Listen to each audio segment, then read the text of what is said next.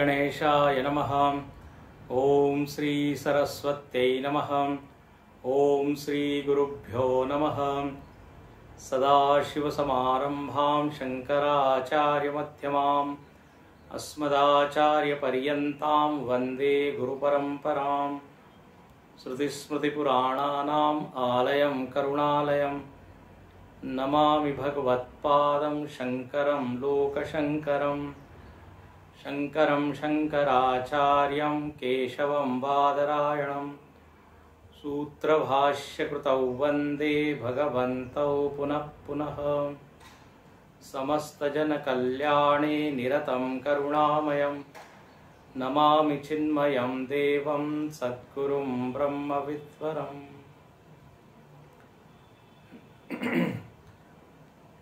हरि ओम।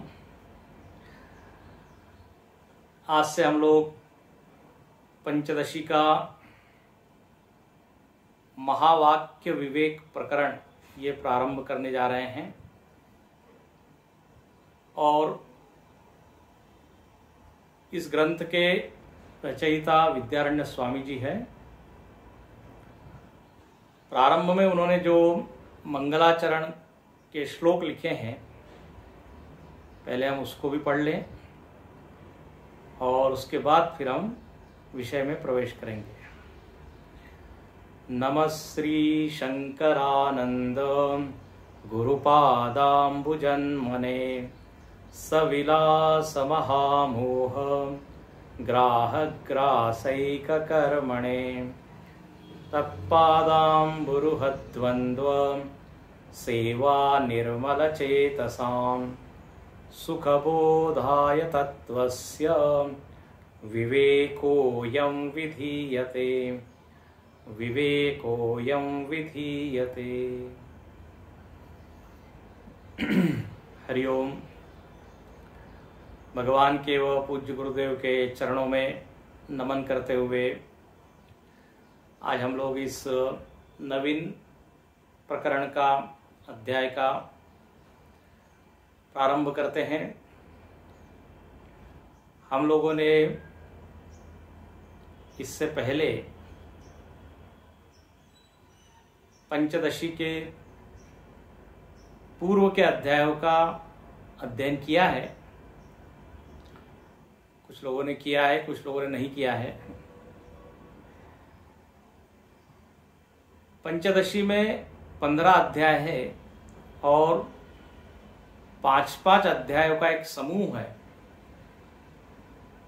और उसको उन्होंने 3 नाम दिए हैं, विवेक प्रकरण, दीप प्रकरण और आनंद प्रकरण। विवेक प्रकरण का जो अंतिम अध्याय है वो ये महावाक्य विवेक प्रकरण है।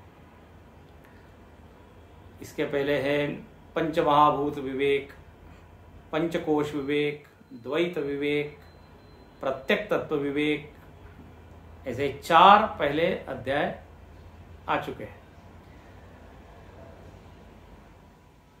अब यहां इस अध्याय का नाम है महावाक्य विवेक प्रकरण। विवेक शब्द का अर्थ हम कई बार देख चुके हैं। विवेक मतलब वैसे तो होता है पृथक्करण, 2 मिली हुई चीजों को अलग करना, लेकिन उसका व्यापक अर्थ हम देखें तो क्या है? विचार करना, चिंतन करना, समझना। इस अर्थ में भी विवेक शब्द का प्रयोग होता है। जब आप किसी चीज को गहराई से समझना चाहते हैं तो निश्चित ही वहां आप अलग अलग करते जाते हैं। बहुत सारे विषय मिले हो तो बुद्धि लगा के विचार करके आप पृथक करते हो। इसको कहते हैं विवेक।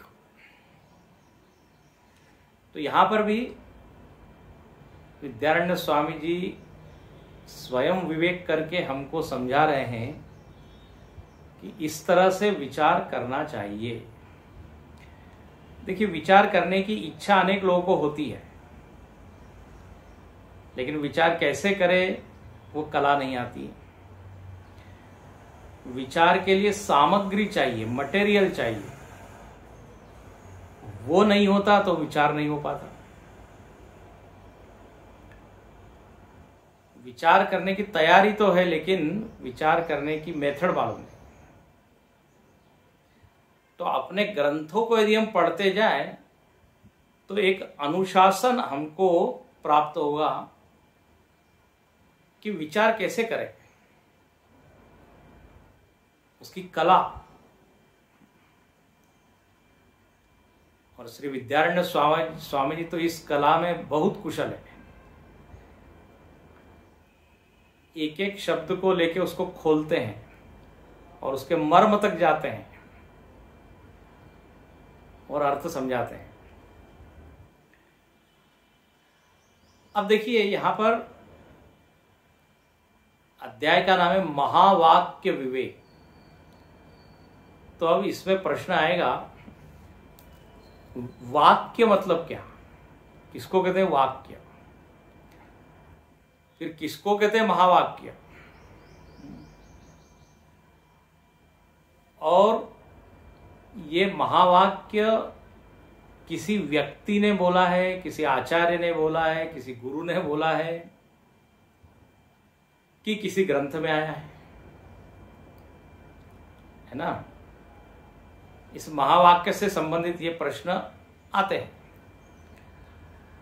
जिन लोगों ने पहले वेदांत का श्रवण किया है, वेदांत के संस्कार जिनके अंतःकरण में पड़े हैं, उनके लिए ये शब्द अपरिचित नहीं है। महावाक्य बोले मालूम है, हम बिना पूछे वो आपको गिना भी देंगे, 4 महावाक्य हैं। अच्छा, लेकिन जिसने वेदांत का श्रवण नहीं किया है, उपनिषद आदि नहीं सुने हैं, या प्रकरण ग्रंथ भी नहीं सुने हैं, तो उनके लिए ये पहली बार ही होगा ये शब्द का श्रवण करना। महावाक्य बोले ये क्या होता है। वाक्य तो मालूम है, लेकिन महावाक्य क्या है। तो महावाक्य को हम देखेंगे यहां पर। अच्छा, और इस अध्याय को यदि आप देखें तो यह अध्याय बहुत बड़ा नहीं है, केवल 8 श्लोक है इसमें, केवल 8। तो अध्याय बड़ा नहीं है, महाअध्याय नहीं है, लेकिन इस छोटे से अध्याय में महावाक्य जरूर बताए। अब महावाक्य का अर्थ ये नहीं होता कि जो बहुत लंबा दीर्घ वाक्य है, बहुत बड़ा वाक्य है, उसको महावाक्य नहीं कहते। जिसका अर्थ महान है उसको कहते हैं महावाक्य। जिस वाक्य में बहुत गहराई है, जीवन भर आप उसके ऊपर चिंतन कर सकते हैं, ऐसा वाक्य महावाक्य है। नहीं तो देखिए, महा शब्द का प्राय अर्थ हम क्या लेते हैं, महा मतलब बड़ा, महावीर, हाँ, महार्णव, महासागर। महा मतलब विशाल, महोत्साहो, महाबुद्धिर, महावीर्य, महाशक्ति, महाधृति, विष्णु सहस्रनाम में शब्द आते हैं। तो जो बड़ा है, विशाल है, लेकिन यहां पर विशाल किस अर्थ में है, उसके लंबाई के अर्थ में नहीं है, अर्थ के अर्थ में। और देखिए, कोई व्यक्ति कितना बोल रहा है, कितनी देर तक बोल रहा है, कितना लंबा उसका भाषण है, इससे अधिक महत्वपूर्ण है कि वो जो बोल रहा है उसमें कुछ मर्म, कुछ अर्थ है कि नहीं, कुछ सेंस है कि नहीं, कुछ गहराई है कि नहीं। तो 1 घंटा प्रवचन सुना, लोगों से पूछा कि भाई क्या आप सुन के आए, क्या सुनाया, तो बोले वक्ता से ही पूछिए, कुछ भी समझ में नहीं आया। अच्छा, कोई कोई लोग होते हैं 4 वाक्य बोलते हैं, लेकिन वो 4 वाक्य इतने पावरफुल होते हैं, जबरदस्त होते हैं कि उसका इम्पैक्ट, उसका परिणाम उसके अंतःकरण पे ऐसा पड़ता है कि जीवन बदल जाता है। और इसके उदाहरण हमारे परम पूज्य गुरुदेव है। कई लोगों से हम मिले हैं और उन्होंने अपने अनुभव बताए। बोले एक बार हम ज्ञान यज्ञ में एक दिन 10 मिनट के लिए गए, लेकिन वो 10 मिनट का प्रवचन अभी तक याद है। लोग बोलते हैं अभी तक उनके शब्द कान में गूंज रहे हैं। तो अब यह प्रवचन तो कोई महाप्रवचन नहीं हुआ, कोई बहुत दीर्घ तो नहीं हुआ, लेकिन जो गिने चुने वाक्य थे इतने जबरदस्त थे कि उसने जीवन को बदल दिया। तो महावाक्य का अर्थ यही है कि जो बहुत गंभीर है, गहन है। और अभी हम देखेंगे जो एकत्व बताने वाले वाक्य हैं, जीव ब्रह्म को के एकत्व को बताने वाले, उसको कहते हैं महावाक्य। देखिए अपने जीवन में भी आप जरा इसको लगा के देखिए, कोई व्यक्ति कितने वर्षों तक जीता है उसका कोई मतलब नहीं है कैसे जीता है। 25 साल 30 साल भी यदि जिया, लेकिन ऐसा जिया कि लोगों के मन के ऊपर छाप छोड़ के गया, तो बोले वो जीना सार्थक है। नहीं तो कोई 90 95 100 साल भी जी रहा है, लेकिन उस जीवन का कोई उसमें प्रेरणा देने वाली कोई चीज नहीं है। जैसे देखो एक फूल जो है वो खिलता है थोड़ी देर के लिए, लेकिन थोड़ी देर में सुगंध फैला देता है, कुछ घंटे वो रहता है। तो ये हम क्यों बता रहे हैं कि लंबाई और दीर्घता इसके बजाय गहराई, जीवन लंबा न हो, जीवन में डेप्थ हो, ये वाक्यों में भी गहराई है।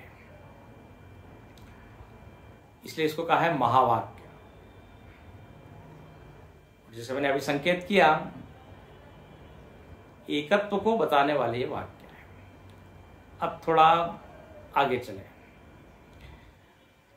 महावाक्य तो हमने अभी बताया थोड़ा सा संक्षेप में, लेकिन उसके पहले यह समझने की बात है कि वाक्य किसको कहते हैं ना। वाक्य से ही फिर महावाक्य बनेगा। मतलब ये जो शब्द है महावाक्य में, वाक्य तो है ना पहले, उसका अर्थ बड़ा इसलिए महावाक्य, बट है वो वाक्य। Sentence, what is the meaning of sentence? वाक्य किसको बोलते हैं? अब एक परिभाषा है, पदानाम समूह वाक्यम। पद के समूह को वाक्य बोलते हैं। और संस्कृत में पद शब्द का अर्थ होता है शब्द, वर्ड।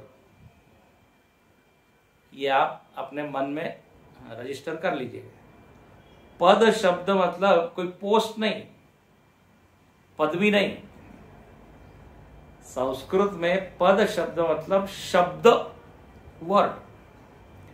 तो पदानाम समूह वाक्य। जब एक से अधिक शब्द मिल जाते हैं, उसका एक समूह बनता है, तो उसको आप बोलते हैं वाक्य। लेकिन इसमें एक याद रखिए, कोई भी शब्द हम मिला दे तो उसको वाक्य नहीं कहेंगे। वाक्य उसको कहेंगे जिसको सुन के कुछ हमको ज्ञान हो।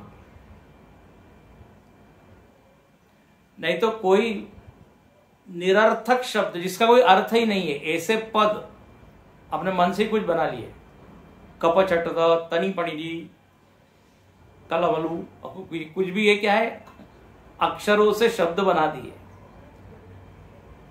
अब इनको रख दिया एक लाइन में तो वाक्य तो बन गया, लेकिन उस वाक्य से कोई अर्थ निकला क्या? तो पद यदि निरर्थक है तो वाक्य भी निरर्थक होगा। इसलिए पद कैसे होने चाहिए? वो शब्द का कोई अर्थ होना चाहिए। भगवान, हाँ, मंदिर, पेड़, अब ये सब पद है और इनका एक अर्थ है। प्रमा की उत्पत्ति मतलब ज्ञान की उत्पत्ति तो तभी होगी जब ऐसे सार्थक पदों का समूह होगा। नहीं तो कुछ भी कोई बोल रहा है उसका कोई अर्थ ही नहीं। अब मजाक के लिए मैं उदाहरण देता हूं, छोटे बच्चे होते हैं, जो बिल्कुल छोटे बच्चे होते हैं, जो अभी बोलना सीख रहे हैं, और कुछ कुछ बड़बड़ करते हैं, तथा बाबा बाबा कुछ भी बोलते हैं, वो तोतली भाषा होती है उनकी, और उसका कोई अर्थ होता नहीं है। लेकिन जो माताजी होती है, पिताजी होते हैं, वो कहते हैं ये बच्चा हमारा ऐसा बोल रहा है, स्वामी जी आपको हरिओम कर रहा है। वो हरिओम उनको ही सुनाई दे रहा है, स्वामी जी को नहीं सुनाई। स्वामी जी गुरु स्तोत्र बोल रहा है वो, ओह वाह, बड़ा शुद्ध बोल रहा है। तो अब वो कुछ अक्षर उसके मुख से निकल रहे हैं, लेकिन उससे कोई ज्ञान होगा नहीं। तो बोले वाक्य वो है ऐसे पद जिनका कोई अर्थ हो। सो पदानाम समूह वाक्य। अब इसमें भी थोड़ा आगे चलिए। अब देखिए इस अध्याय में केवल 8 ही श्लोक है, तो थोड़ा हम जितना सुदीर्घ चिंतन कर सके अच्छा है। महावाक्य है तो पहले ये समझिए वाक्य किसको कहते हैं। तो पदों का समूह वाक्य है, लेकिन ये अधूरी परिभाषा है। पूरी परिभाषा वाक्य की है परस्पर आकांक्षा योग्यता सन्निधिमताम पदानाम समूह वाक्यम, ऐसी परिभाषा है। घबराइए नहीं, धीरे धीरे आपको बताएंगे। पदानाम समूह तो हो गया, लेकिन अब कहते हैं वो वाक्य हमको ज्ञान कब कराएगा? जब वो दोनों शब्द या जितने भी शब्द है वो सन्निधिमताम, सन्निधिमताम मतलब पास पास में हो, निकट हो, तुरंत उच्चार्यमाण हो, तुरंत वो शब्द बोले गए हो, तब उस वाक्य का कोई अर्थ हम समझेंगे। इसका अर्थ ऐसा है, एक शब्द मैंने अभी बोला, दूसरा शब्द कल बोला, तीसरा शब्द परसों बोला, तो अब ऐसा जो वाक्य बनेगा उसका कोई अर्थ समझ में आएगा क्या? अब जैसे एक शब्द है, एक वाक्य है, गाम आनय, गाय को ले आओ, त्वम गच्छ गाम आनय, तुम जाओ गाय को ले आओ। अब इसमें 4 पद है, और यदि इनको मैं आज मैं बोलू त्वम, फिर 10 घंटे बाद बोलू गच्छ, फिर कल बोलू गाम, तो सुनने वाले के भीतर कोई भी ज्ञान, कोई भी समझ उत्पन्न नहीं। कब वो वाक्य ज्ञान देने में समर्थ होगा? जब जल्दी जल्दी बोले जाए। तुम गच्छ गामानय, तुम जाओ गाय को ले आओ, तब उसके भीतर एक प्रमा उत्पन्न हुई। अच्छा, मुझको जाना है और ये काम करना है। इसलिए बड़ा अच्छा शब्द ये लिखा है कि सन्निधिमताम, संस्कृत में कहते हैं प्रहरे प्रहरे उच्चार्यमाण। एक प्रहर में एक शब्द बोल रहा है, दूसरे प्रहर में दूसरा शब्द, तीसरे प्रहर में तीसरा। बोले आप कह रहे हो ना वाक्य वाक्य में पद होना चाहिए, तो एक एक पद हम बोल रहे हैं। तो बोले ऐसा वाक्य निरर्थक वाक्य हो जाएगा। वाक्यार्थ की प्रतीति नहीं होगी यदि उन शब्दों में सन्निधि न हो, तो निकटता न हो, क्लोजनेस न हो, तो ये वाक्य का लक्षण है। तो पद का समूह तो हो, लेकिन वो पद निकट हो। सिंपल आप यदि कॉपी में भी देखिए, एक शब्द यहां लिखा है, एक शब्द दूसरे पेज पे, एक शब्द तीसरे इस पे, दूर दूर हो तो कुछ समझ में आएगा क्या? चलो हमको उसको जोड़ना पड़ेगा तब समझ में आएगा। लेकिन कोई बोल रहा है एक शब्द, फिर कल बोल रहा है, कल तक यदि वो न रहे तो कल कहीं बाहर चले जाए, दूसरे देश चले जाए तो, इसलिए सन्निधि मत आओ। अच्छा, तीसरा एक वाक्य का लक्षण है और वो है परस्पर आकांक्षा। ये सब टेक्निकल चीज है, थोड़ी सुन लीजिए। अब महावाक्य इस प्रकरण का नाम ही है महावाक्य, तो वाक्य को पहले समझे ठीक से। तो बोले एक और वाक्य का लक्षण आता है, उसको कहते हैं परस्पर आकांक्षा। परस्पर आकांक्षा मतलब एक शब्द को जब बोला जाता है तो श्रोता के मन में आकांक्षा जागती है। हाँ, और फिर वो सामने वाला व्यक्ति एक शब्द बोलता है तो फिर वो वाक्य बन जाता है। अब देखो एक उदाहरण मैं देता हूं। जैसे हम बोलते हैं वसुदेव वसुतम देवम कंस चाणूरमर्दनम देवकी परमानंदम कृष्णम वंदे जगद्गुरुम। अब ये हमने एक श्लोक बोला। अब इसमें अनेक पद हैं। अब इसमें एक क्रियापद क्या है, तो बोले वंदे। वंदे मतलब प्रणाम करता हूं। तो जैसे ही मैंने बोला वंदे, प्रणाम करता हूं, तो सामने वाले के मन में प्रश्न आएगा ना, एक आकांक्षा होगी, भाई किसको प्रणाम कर रहे हैं? वंदे तो केवल एक पद हुआ। वाक्य कब बनेगा? जब इस एक शब्द को सुन के सामने वाले के मन में आकांक्षा आई, तो फिर ये तुरंत बोलेगा कृष्णम वंदे। अब ये हो गया वाक्य, कृष्ण को मैं नमस्कार करता हूं। तो जहां पर पदों में परस्पर आकांक्षा हो, अब कृष्णम वंदे, कृष्ण को नमस्कार करता हूं, तो बोले कृष्ण कैसा है, कृष्ण कौन है? अब ये आएगा कि नहीं मन में? तो फिर वसुदेव सुतम देवम। अब उस कृष्ण का क्या डिस्क्रिप्शन। अब उसके लिए कुछ पदों का उच्चारण होगा, और जब सारे ये पद मिल जाएंगे तो क्या होगा? एक वाक्य बन जाएगा। उसी को संस्कृत में कहते हैं अन्वय। जब इन पदों को एक क्रम में हम जोड़ के एक वाक्य बना देते हैं, तो ये क्या हो गया?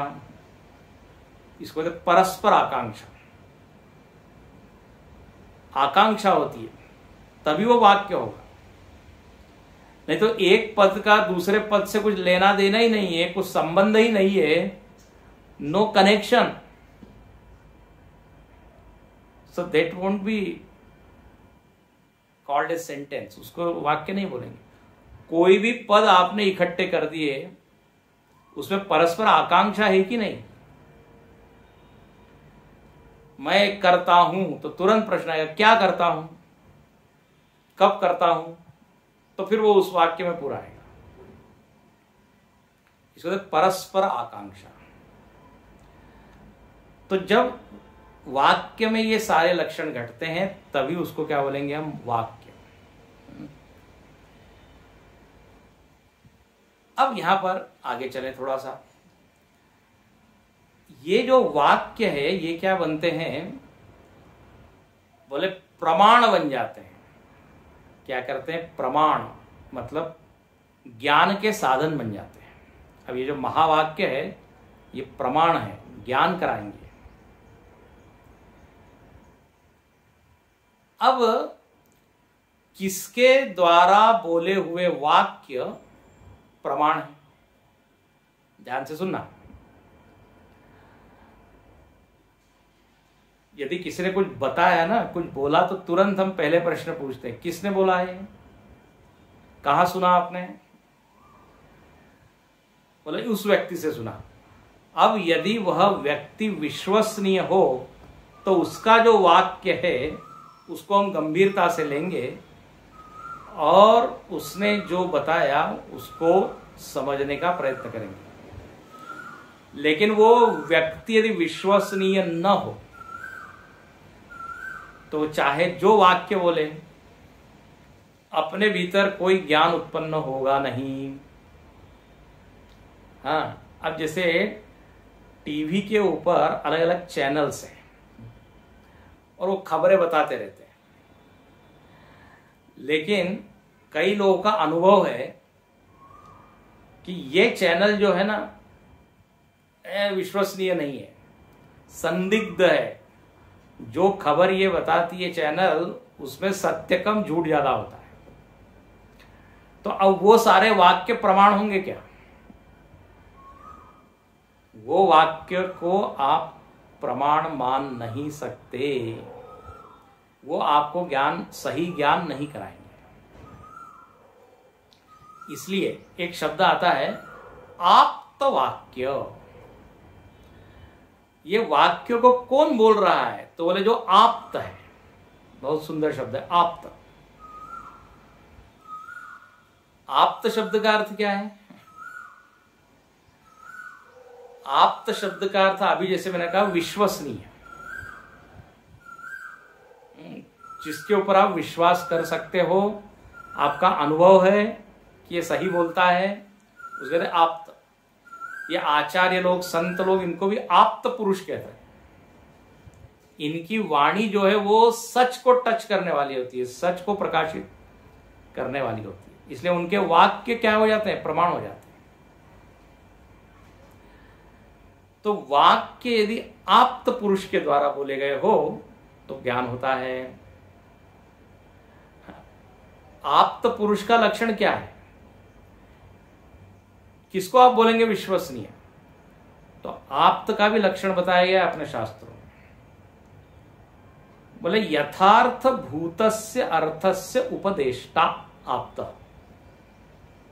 यथार्थ भूतस्य अर्थस्य उपदेष्टा आप्त। उपदेष्टा मतलब उपदेश करने वाला। किसका उपदेश करने वाला? तो बोले यथार्थ भूतस्य अर्थस्य। जैसा उसने देखा है, जैसा उसने अनुभव किया है, वैसा ही जो बताए, बिना उसमें मिर्च मसाला डाले, बिना उसमें घटाए, बिना बढ़ा के, न वो घटाता है न बढ़ाता है। लोग बोलते हैं ना, अरे ये तो बढ़ा चढ़ा कर बोलता है। सच इतना होता है लेकिन उसको इतना लाभ, लंबा चौड़ा बढ़ा चढ़ा के बताता है, तो वो फिर आप्त नहीं हुआ। आप्त मतलब जैसा देखा, जैसा अनुभव किया, बस वैसा के वैसे ही बता। जैसे कोरियर मैन होता है कि नहीं, पोस्टमैन होता है, जो पत्र उसको मिला है उस पत्र को जिसके तस दे देता है, उसमें कुछ वो लिखता नहीं है ना कुछ काटता है, उसको कहते हैं आप्त। तो अब पूरा अभी तक हमने क्या बताया कि महावाक्य एक वाक्य है, ठीक है, जिसका अर्थ महान है। क्या अर्थ महान है? तो बोले जीव और ब्रह्म की एकता बताता है, वो तो हम देखेंगे। लेकिन अब चूंकि वाक्य है तो वाक्य किसको बोलेंगे? तो बोले दो पदों के समूह को वाक्य बोलेंगे। कौन से पदों को? पदों के समूह को जिनका कुछ अर्थ है, सार्थक पद है, और उन पदों को आप एक के बाद एक जल्दी बोलेंगे, विलंब किए बिना, तब तो वो वाक्य कुछ आपको समझाएगा। इसलिए कहा सन्निधिमता। और उन वाक्यों में, उन शब्दों में परस्पर आकांक्षा होती है, इच्छा होती है। एक शब्द बोलने के बाद दूसरा शब्द सुनने की इच्छा होती है, तभी वो वाक्य बनेगा। अभी मैंने उदाहरण दिया, कृष्णम वंदे जगद्गुरु। अब ऐसा वाक्य ज्ञान का साधन बनता है, व्यक्ति को ज्ञान कराता है। कब? जब बोलने वाला कैसा हो? आप्त हो।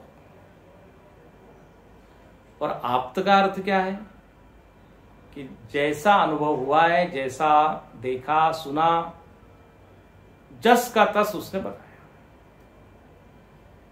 नहीं तो लोग बोलते हैं उसकी बातें सुनना नहीं, वो अपनी ओर से लगा के बोलता है। हाँ, लोगों को अनुभव उसका हो जाता है, जब वो उसको वेरीफाई करते तो मालूम पड़ता है ऐसा था ही नहीं। अच्छा, या फिर कम बताएगा, इतना बताना चाहिए था, सही टुकड़ा टुकड़ा जिसमें उसका स्वार्थ सिद्ध होता है उतना ही बता रहा है वो, तो वो फिर आप्त वाक्य नहीं कहलाया जाएगा। वो पुरुष को आप्त नहीं बोलोगे, और उसने जो बोला है वो वाक्य भी कोई प्रमा की उत्पत्ति, ज्ञान की उत्पत्ति नहीं कराएगा। ठीक है। अब ये जो आप्त है, जो उपदेश करने वाला, ये तो पुरुष हो सकता है, कोई आचार्य सद्गुरु हो सकता है। लेकिन अब थोड़ा और आगे चलें, ये जो वेद है ना, वेद, ये वेद में भी आप्त ये लक्षण घटता है। वेद आप्त है, जो जगत का सत्य है, जो जीवन का सत्य है, बिना लाग लपेट के ये वेद बोलते हैं। इसलिए जो महावाक्य आए हैं ना, ये महावाक्य वेद वाक्य है, वेद के ही वाक्य है। और वेद जो है अपनी ओर से जोड़ घटा के नहीं बोल रहा है, जैसा सत्य है वो, क्योंकि वेद तो ईश्वर में से व्यक्त हुआ है। जाकी सहज श्वास श्रुति चारी, रामायण में तुलसीदास जी वर्णन करते हैं। पर ऐसे श्वास अपनी निकलती है, ऐसे ईश्वर से ये वेद प्रकट हुए। यस्मात् निश्वसितो वेदा, तो यस्य निश्वसितो वेदा, ऐसा भी। तो ऐसे ये वेद प्रमाण है, और ये जो महावाक्य है ये वेद में ही प्राप्त होते हैं। अच्छा, अब ये जो वेद है, इस वेद के बारे में थोड़ा सा समझ लें। ये हम लोगों का बड़ा दुर्भाग्य है कि हम कहने को तो हिंदू है, सनातनी है। अच्छा, कोई आपसे पूछे, हमसे पूछे कि भाई आप किस धर्म ग्रंथ को मानते हो, तो हम बड़े गर्व से कहते हैं वेद को मानते हैं।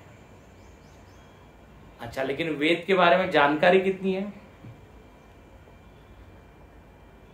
वेद कितने हैं, वेद के विषय क्या है, इस बारे में अल्प ज्ञान है। और हम लोग बड़े प्रमादी हैं, जानने की शायद इच्छा भी नहीं आती, कि इच्छा भी नहीं करते। बहुत कम लोग हैं जो जानने के उत्सुक होते हैं। तो जानना चाहिए। अब चूंकि महावाक्य का संबंध वेद से है, तो वेद को भी थोड़ा समझ लेना चाहिए। थोड़ा सा हम बोल के पूर्ण करेंगे। वेद जो है उसमें पूरे शब्द ही शब्द है और वाक्य ही वाक्य है। तो वेद को कहा गया है शब्द प्रमाण। ये प्रमाण है। प्रमाण मतलब ज्ञान का साधन है। जगत में आपको कुछ भी समझना है, कुछ नापना है, जानना है, तो कोई ना कोई साधन लगता है। टेम्परेचर यदि आपको नापना है, तापमान शरीर का, तो थर्मामीटर लगेगा। थर्मामीटर प्रमाण है। शुगर कितना है वो नापना है, तो ग्लूकोमीटर प्रमाण है। ब्लड प्रेशर नापना है, तो बीपी की जो मशीन है वो क्या है, प्रमाण है। बैरोमीटर है, लैक्टोमीटर है, ऑक्सीमीटर है ना, ऑक्सीजन लेवल नापना है। आजकल लोगों को इसकी बहुत जरूरत है। तो तो हर चीज के लिए क्या एक प्रमाण है। लंबाई चौड़ाई नापना है तो एक स्केल जो है वो प्रमाण है। तो वेद भी प्रमाण है, वेद भी साधन है। बोले किसका ज्ञान कराते हैं? भाई थर्मामीटर से तापमान का ज्ञान होता है, बैरोमीटर से एयर प्रेशर कितना है वो ज्ञान होता है, उसका ज्ञान होता है। वेद किसका ज्ञान कराते हैं? वेद यदि प्रमाण है तो। अच्छा, प्रमाण शब्द का और गंभीर अर्थ क्या है? प्रमायाह करणम प्रमाणम, प्रमायाह असाधारण करणम। स्वामी जी आप कठिन पे कठिन कर रहे हो। प्रमा का जो साधन है, प्रमा का मतलब ज्ञान का, ज्ञान का जो असाधारण कारण है, करण है, उसको कहते हैं प्रमाण। और वेद है असाधारण, मतलब जिसके बिना आपको ज्ञान नहीं हो सकता। अब जैसे उदाहरण मैं देता हूं, अभी थर्मामीटर के उदाहरण ले लीजिए। आपके पास सब कुछ है लेकिन थर्मामीटर नहीं तो तापमान का ज्ञान नहीं होगा। आपको रूप का ज्ञान प्राप्त करना है तो पेड़ है सामने, हाँ पेड़ है, प्रकाश है, दूरी है, सब कुछ है, लेकिन आंखें नहीं है। ध्यान से सुनना, आंख यदि नहीं हो, सारी चीजें हैं लेकिन आंख नहीं हो तो रूप का ज्ञान नहीं होगा। इसलिए आंख को क्या बोलेंगे? असाधारण करण। ये सब थोड़ा जानना चाहिए, घबराना नहीं चाहिए, भागना नहीं चाहिए। बहुत गहरी सारी चीजें अपने शास्त्रों में। शब्द आपको सुनना है तो शब्द सुनने का साधन क्या है? कान। तो वो असाधारण करण है, साधारण करण नहीं। साधारण करण मतलब जो सब में जरूरत है जिसकी। अब जैसे मन जो है साधारण करण है, आप चाहे सुन रहे हो, देख रहे हो, खा रहे हो, पी रहे हो, सब में मन इज नीडेड। लेकिन शब्द सुन रहे हो, मन तो है लेकिन कान नहीं है तो शब्द के लिए प्रमाण क्या होगा? कान, क्योंकि वो असाधारण करण है। समझ में आ रहा है ना? ऐसे ही वेद भी क्या है? साधन है, असाधारण। मतलब जिसके बिना आपको ज्ञान नहीं होगा। बोले आप बताइए, वेद से ऐसा कौन सी चीज है वेद जिसका ज्ञान कराते हैं, और जिसका ज्ञान और किसी से नहीं हुआ, केवल वेद से ही होगा। इसलिए आप बोल रहे हो ना वेद असाधारण करण है। कौन से विषय? तो कहते हैं दो ऐसे विषय हैं जिनको आप यूनिवर्सिटी के पुस्तकों में पढ़ के प्राप्त नहीं कर सकते। ठीक है,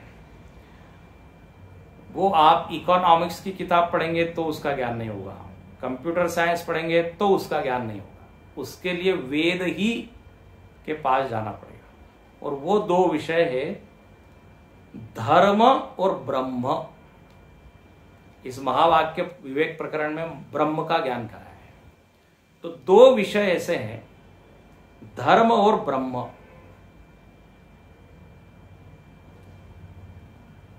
इन दोनों विषयों का ज्ञान प्राप्त करना है तो आप मैथमेटिक्स पढ़ के नहीं होगा, ठीक है ना?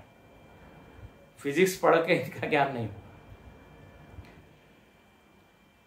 वेद ऐसे विषयों का ज्ञान कराता है जो अन्य पुस्तकों से जिसका ज्ञान होता नहीं। तो ये धर्म और ब्रह्म ये ऐसे विषय हैं, इनको कहते हैं अतीन्द्रिय विषय। अतीन्द्रिय विषय मतलब इंद्रियों के परे। ये दोनों विषय ऐसे जो इंद्रियों से दिखते नहीं। देखिए, इंद्रियों से दिखने वाला ये जगत है, और इस जगत का ज्ञान प्राप्त करने के लिए वेद की कोई जरूरत नहीं है। वो तो आपको साइंस के जितने ब्रांचेस है उससे ज्ञान हो जाएगा। जो चीज इन दूसरे ग्रंथों से जिसका ज्ञान नहीं होगा उसका ज्ञान वेद कराते हैं, और वो है ब्रह्म और धर्म। आज इतना ही बोल के हम पूर्ण करेंगे। तो आज हमने इस महावाक्य विवेक प्रकरण की प्रस्तावना में ये कुछ टेक्निकल चीजें देखी है। वाक्य किसको कहते हैं, महावाक्य किसको कहते हैं, वाक्य प्रमाण कब बनता है, जब आप्त पुरुष बोलता है। और आप्त कौन है, तो बोले वेद। ठीक है, और वेद में क्या बताया है, तो बोले उन विषयों को बताया है जो लौकिक ग्रंथों से जिसका ज्ञान होता नहीं, और वो है दो, ब्रह्म और धर्म। अब कल इसके ऊपर थोड़ा और चर्चा करके फिर हम प्रथम श्लोक में प्रवेश करेंगे। सायंकाल 7:15 बजे गुरुदेव का भी, पूज्य गुरुदेव का प्रवचन हो रहा है, तो आप जरूर सुनिए। वो 7वें अध्याय पे चिन्मय चैनल पर वो आता है। यह ज्ञान यज्ञ प्रारंभ हो गया है, इसकी सूचना आप और सब लोगों को दीजिए और उसको उनको लिंक भेजिए ताकि ज़्यादा से ज़्यादा लोगों को लाभ हो सके। ठीक है, हरि ओम। ओम पूर्णमद पूर्णमिदं पूर्णात् पूर्णमुदच्यते पूर्णस्य पूर्णमादाय पूर्णमेवावशिष्यते। ओम शांति शांति शांति। हरि ओम। श्री गुरुभ्यो नमः। हरि ओम।